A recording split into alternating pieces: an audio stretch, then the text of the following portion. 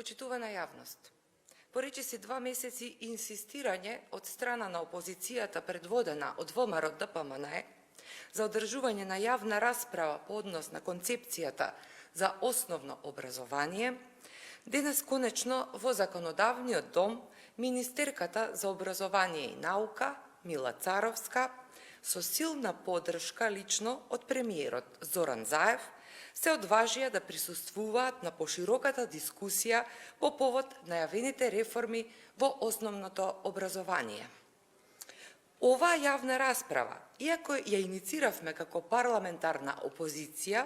и истата се одржува во рамките на Собраниската комисија за образование, наука и спорт, уште на самиот почеток беше искористена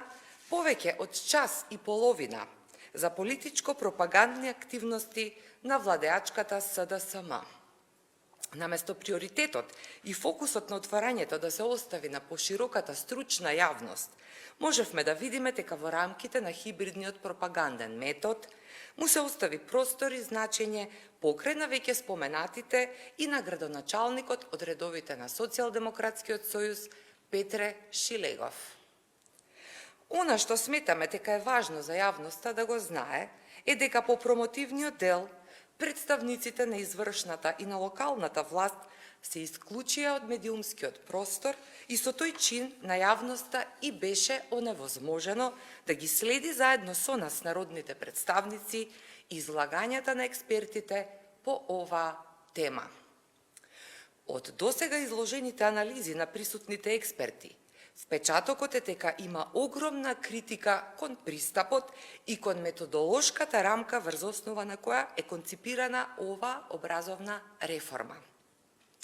Особено се почувствува разликата и демагошкиот пристап на професорите кои ја имаат улогата на бранители на концептот, а тоа се професорите Барбареев и професорката Бешка, откако започна и другите говорници да ги фрагментираат и вивисецираат грешките и нелогичностите во вака понудената платформа за образование.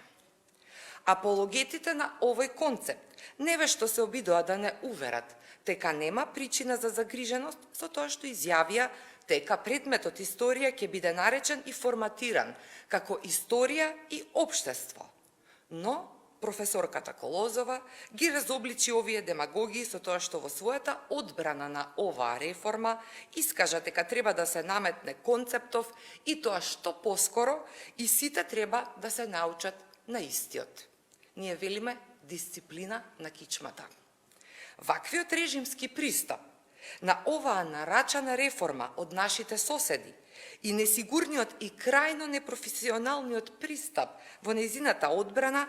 беше соборен од страна на дузина професори и експерти од областа на природните, општествените и хуманистичките науки од Република Македонија. Почитувана јавност,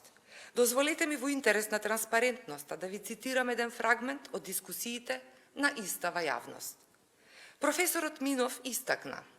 креаторите на концептот знаат само дека преку самостоен предмет историја може да се овозможи развој на критичко размислување и формирање на вредности и ставови кои од учениците би произвеле слободни и одговорни граѓани.